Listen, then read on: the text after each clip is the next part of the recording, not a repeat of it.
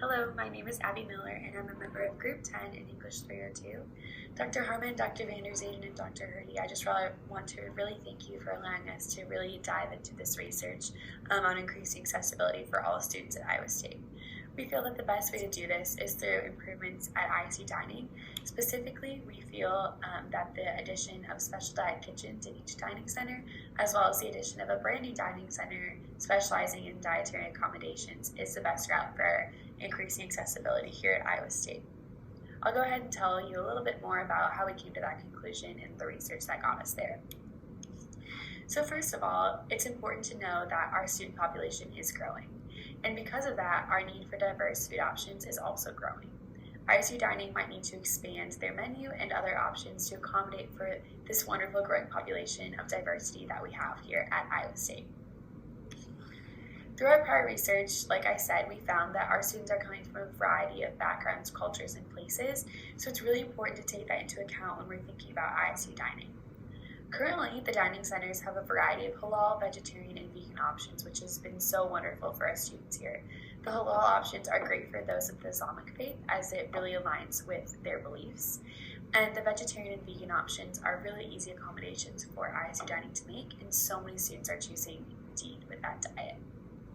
Along with those accommodations, Iowa State Dining also provides nutrition information for each dish displayed right next to it, as well as if that dish includes any of the 8 major allergens.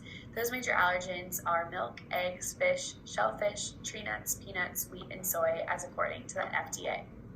ISU Dining is so gracious and makes medically necessary accommodations for students who have those dietary needs with a medical diagnosis. However, voluntary restrictions and voluntary diets such as non-celiac, gluten intolerance, or lactose intolerance oftentimes are not accommodated for. Luckily for those students with the medically diagnosed accommodation, there is a special diet kitchen located in the Union Drive Community Center, or UDCC, and so those students are really able to utilize that and feel really safe in the meal choices there.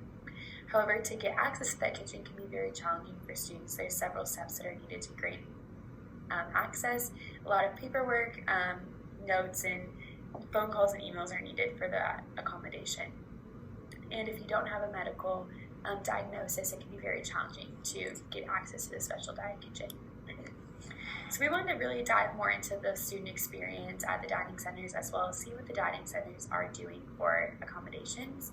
So we sent a survey using SurveyMonkey to students of all ages and classifications here at Iowa State to see about their experiences and feelings. We also conducted interviews with dining center managers and ISU dining staff to see what their viewpoint was. And so we could really get an understanding of these allergens and food restrictions. We did some secondary research to see more about what we were learning about. So we learned through the NIH that there are approximately 8% of children who have an allergy or dietary restriction. And if you apply that to Iowa State University, that means potentially 3,000 students are dealing with allergies or dietary restrictions. And with that large of a chunk of students having this issue, it's important that the university takes action.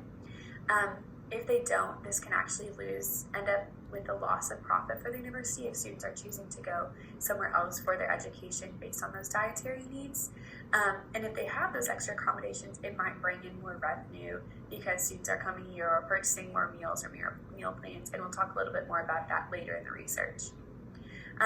Back to the inclusivity point, we really want students to feel welcome and valued everywhere on campus.